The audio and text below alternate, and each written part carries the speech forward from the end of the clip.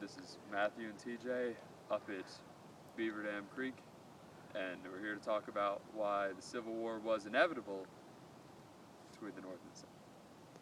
Now, the first key point to touch on is the Missouri Compromise. Because everyone wanted equality, the South didn't want to be more powerful, or wanted to be more powerful than the North, and the North wanted to be more powerful than the South, but neither of them would allow each other.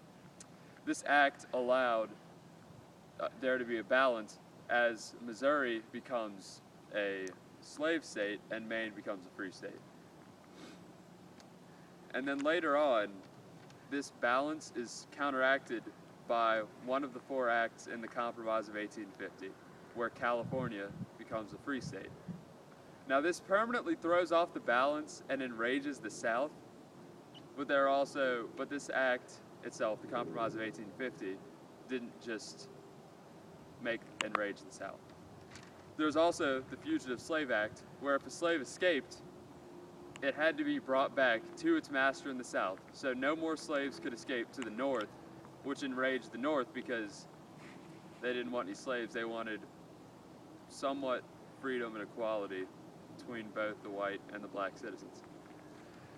Also in this act, there was no more slave trade made in D.C. And this was important. This hurt the South, of course, because their slave trade, and they couldn't import any more slaves or do this in this key part of D.C., or in the entirety of D.C., excuse me. Next, there was the Mexican territories with the popular sovereignty. Now, the newly claimed Mexican territories, this is where the South and the North both sort of disagreed.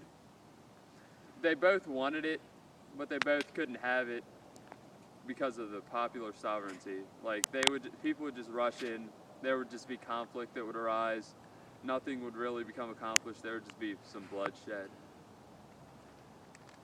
Okay, and then next was the Austin Manifesto. Now with this, the South would be able, with the newly claimed, like, if North America, or America, would go into Cuba to take the land, the North saw the South just benefiting from it because they would just get, like, the slaves and they would just work there and they'd make even more and become more powerful because they just acquired all this new land. So the North just didn't want them to, and eventually they just didn't invade because of that, and the South didn't gain the benefit. Now, here to talk with you about Bleeding Kansas is TJ.